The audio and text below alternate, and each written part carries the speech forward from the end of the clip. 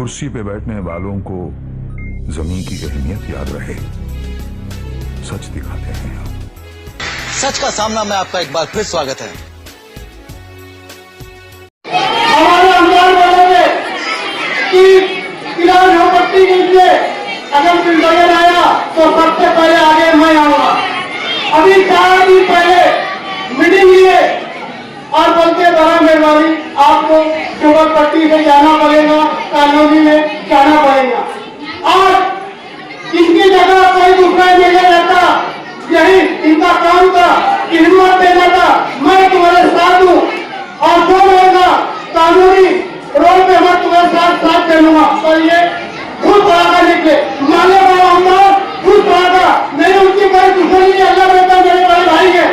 अब जबरदस्ती करके बोल रहा हूँ मेरी माँ बहनों के आने वाले वक्त में जैसे हमारी बस्ती के लिए मुस्तकिल खेली आए, कानून आए, शेख ऑफिसर आए, मैं इनका मेरी झोपड़ी की तरफ से शुक्रिया अदा कर रहा हूँ। हॉल में आए हुए माँ बहनों, नौजवान, बुजुर्ग हजरात और साथियों, मुल्क 1947 में आजाद हुआ।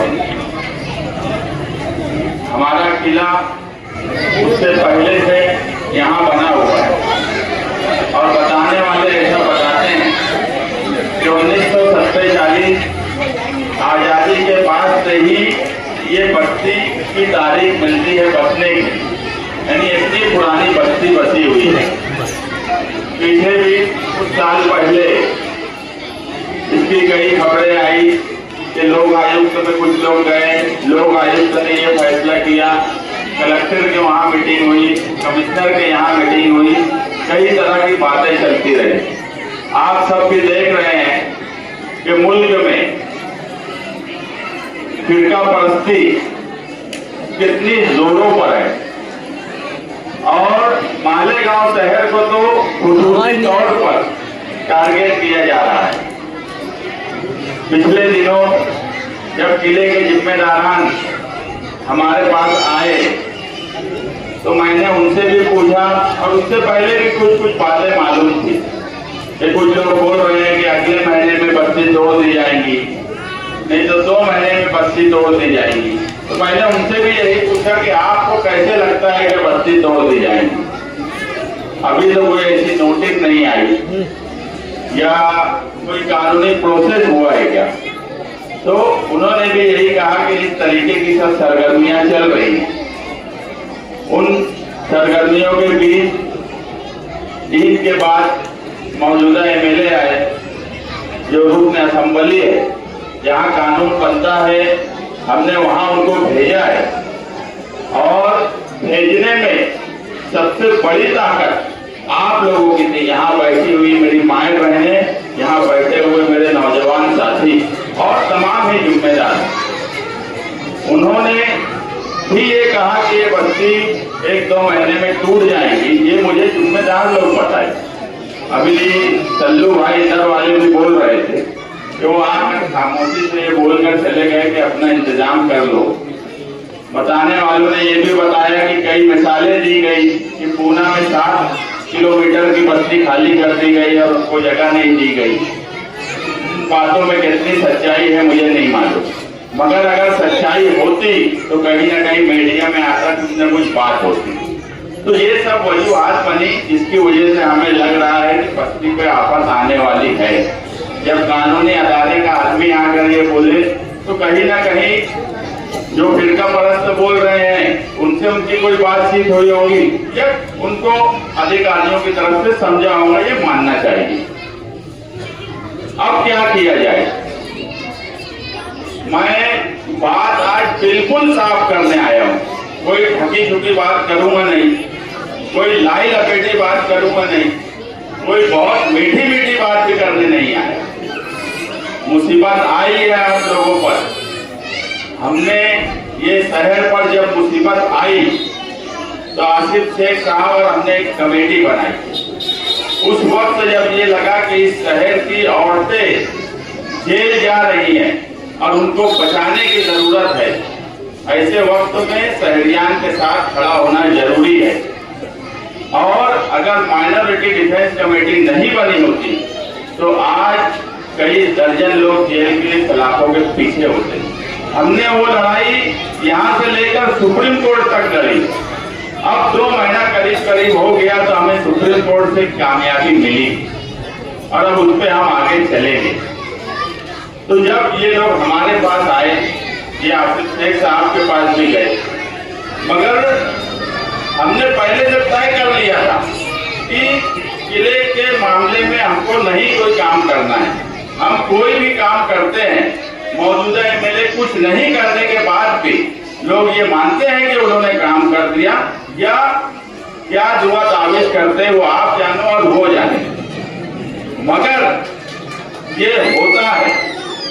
लेकिन जब ये बोला गया कि उन्होंने अपना दामन झाड़ लिया है, अपना कुर्ता उठा के चल दिए, तो ये हुआ कि हमारे गांव के लोगों का साथ देना जरूरी है। और ये इसलिए भी जरूरी था कि आपकी झोपड़पट्टी कोई गैर कानूनी है इसलिए हटाई जा रही है, ऐसा बिल्कुल नहीं है। कई कानूनी हैसियत ऐसी रखती है कि आप जहां पर रह रहे हो वहीं पर आप रह सकते हो। आपके पास गवर्नमेंट का फोटो पास भी है, कई ऐसे कानूनी दस्तावेज हैं जिससे ये साबित होता है कि आप यहाँ के मालिक बन सकते हो, मगर आपको सिर्फ इसलिए हटाया जा रहा है कि जो फिरका परस्त हैं उनका मकसद है कि आप लोगों को तकलीफ दी जाए, और तकलीफ देने का मकसद ये जुल्म और नाइंसाफी है। और जुल्म और नाइंसाफी अगर हमारे शहर पर हो रहा है तो ऐसे मजलूम लोगों की मदद करने के लिए हमें आगे आना चाहिए। इसलिए हम यहाँ आए हैं कि हमें हर तरीके से मदद इनकी करने की जरूरत है। कुछ लोग कलेक्टर के पास जाकर अपना एक डिमांड दे कर आए और कुछ लोगों के ताल्लुक से डिमांड देने की बात बाकी है। 21 रुकनी कमेटी यहाँ बनी हुई है। हम जिला झोपड़पट्टी उस कमेटी के बैनर तले ही कामकाज करेंगे, उसी के लेटर पेड पर काम करेंगे। कानूनी लड़ाई जहाँ तक लड़ने की जरूरत होगी हम लड़ेंगे, हम हर तरीके से आपके साथ खड़े रहेंगे। मगर अब आपको भी सोचना होगा कि अगर कोई आपा ख्वातीन के पास इलेक्शन के वक्त दुआ के नाम से वोट मांगने आती है, तो आपा जब आप पर के ऊपर मुसीबत आई तो कोई आपा आई दुआ करने के लिए आई? कोई बोले मुझे आई? सिर्फ इलेक्शन में वोट लेने के लिए कोई निकलता है। दुआइया मजलिस सियासी तौर पर होती है, सियासी दुआइया मजलिस होती है, और उसमें आप उनके बहकावे में आते हो, और ऐसे तमाम ही ताकत ऐसे लोगों को दे दी जाती है जो अपना दामन छुड़ाकर भागने की कोशिश करते हैं।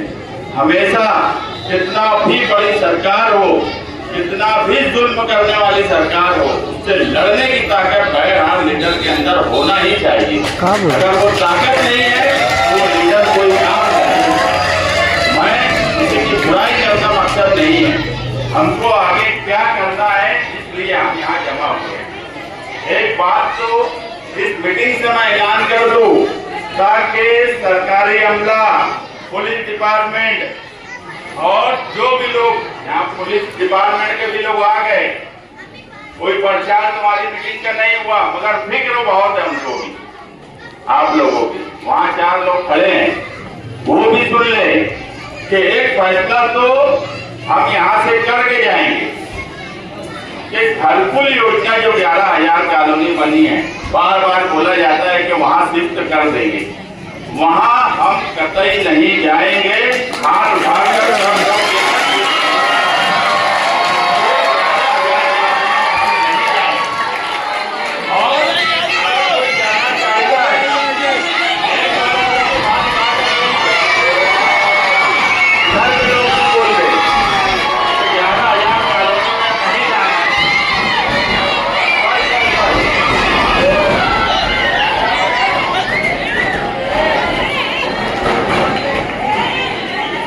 थोड़ा सा खामोश हो जाओ।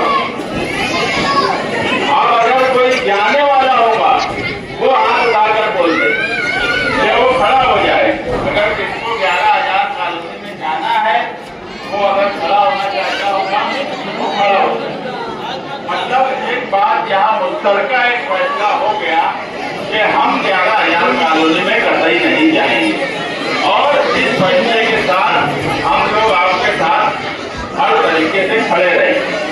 अब हमें करना क्या है, इस पर बात होना चाहिए कि आगे हमें करना क्या है, क्योंकि आज जो सरकार है, जो लोग हैं, वो कब आ जाएंगे ये बोला नहीं जा सकता। इसलिए पहले से हमें अपनी सेफ्टी करके चलना चाहिए। कुछ लोगों ने आसिफ शेख साहब के साथ जाकर कलेक्टर के वहाँ ऐतराज और अपना डिमांड दाखिल किया है। बकिया जो लोग हैं, आज यहाँ से अभी 3 तक 14 अप्रैल तक सब ऑफिस लगभग बंद है, सारी जयंती की छुट्टी है। तो इस दौरान हम कानूनी तौर पर पेपर वर्क कंप्लीट कर लें, क्या ऐतराज और क्या डिमांड है कमेटी के लोग के साथ बैठ कर लिख ली जाए और हमारा भी डिमांड जो है कलेक्टर, एडिशनल एसपी और कमिश्नर की खत्म हो उसके बाद दे देना चाहिए। कमेटी के साथ बैठ के हम लोग तय कर लेंगे। दूसरी बात कि तुम्हारे खिलाफ जो लोग आयुक्त में गए थे, लोक आयुक्त का फैसला तुम्हारे बिल्कुल खिलाफ है ऐसा नहीं है, वो तुम्हारे हक में भी है। अब हम हमारी डिमांड देने के बाद, मैं ये बात अभी नहीं बोल रहा हूँ कि जिन जिन लोगों को डिमांड देने की बात बोली गई है, मैं उनसे कतई भरोसा नहीं करता। जब कानूनी रुकन का, असेंबली का मौजूदा एमएलए आज तुम्हारे साथ नहीं है तो वो क्यों तुम्हारे साथ रहेंगे।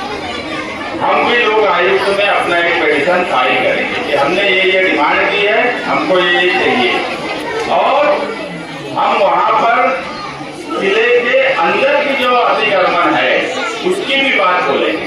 इससे पहले जो बोली गई किले का बाहर का अतिक्रमण तो सबको दिख रहा है कि किले के बाहर अतिक्रमण है, किले के अंदर का अतिक्रमण क्यों नहीं दिख रहा है, ये भी लोग आयुक्त में बताएंगे और वहाँ हम हमारा ऐतराज भी दाखिल करेंगे। और एक बात तय रहेगी कि अगर कोई जगह की भी बात आएगी, हमारी पहली डिमांड तो यही है कि हम यहीं रहेंगे। अगर कोई बात आएगी तो हम शहर के बाहर कतई नहीं जाएंगे, घरकुल योजना में तो कतई नहीं जाएंगे। हम हमारी डिमांड और हमारे पिटीशन लोग आयुक्त में दाखिल करेंगे, जरूरत पड़ेगी उसके पहले ही उसके साथ ही साथ एक हाईकोर्ट में भी दाखिल करेंगे। आज कानून ही ऐसा है जो हमारे लिए काम कर सकता है, जिससे हम मदद ले सकते हैं, वो लड़ाई हम लड़ेंगे और आपके साथ खाना बताना खड़ा रहेंगे। हमें भले नासिक जाना पड़े, बम्बई जाना पड़े, जहाँ जाना पड़े हम वहाँ जाएंगे, मगर हर तरीके से आपके साथ खड़े रहेंगे। आगे आपकी जिम्मेदारी जो है वो आप अपनी जिम्मेदारी निभाना, क्योंकि इस शहर में मैं यहाँ पर आए हुए जो भी लोग हैं, शाह बिरादरी के लोग भी हैं, अंसारी बिरादरी के लोग भी हैं, कई लोगों के घर जो है वो दलित समाज के भी हैं, हम उनके लिए भी लड़ने वाले हैं। दलित समाज के लिए भी हम लड़ेंगे। हम ऐसा नहीं है कि सिर्फ आपके लिए ही लड़ेंगे, अगर वो यहाँ नहीं आए हैं तो हम खुद चल के उनके पास जाएंगे। और मैं ये बात मानता हूँ कि दलित समाज के जो भी लोग हैं उनसे मैं खुद मिलकर बोलूंगा कि आप लोग भी आपके लीडरों से बात करो और उनको भी जोड़ दो साथ में। और अगर वो लोग भी आपका काम करते हैं तो आपको एहसान मानना चाहिए, हमें एहसान मानना चाहिए। ये नहीं होना चाहिए कि जब इलेक्शन आए तो ये बिरादरी का लीडर, वो बिरादरी का लीडर, मजहब के नाम पर आप चले जाओ। यही इस शहर में जब से शुरू हुआ है, इस शहर में फिरका बढ़ती चली जा रही है। काम करने वाले लोगों का साथ आप लोग नहीं देते हो, यही वजह है कि मुसीबत दिन ब दिन बढ़ती जा रही है। और जो भी आपका काम करे, जरूरी नहीं है कि मैं बोलूं कि मैं करूं तो मेरा साथ दो। अगर कोई दूसरा भी आपके लिए काम करता है तो उसकी भी क़यादत आपको मानना चाहिए। सियासत में और समाज में काम करने वाले लोगों को मानना ही पड़ता है, तभी वो शहर और वो कौम हिफाजत से रहती है जो काम करने वाले लीडर के साथ चलती है।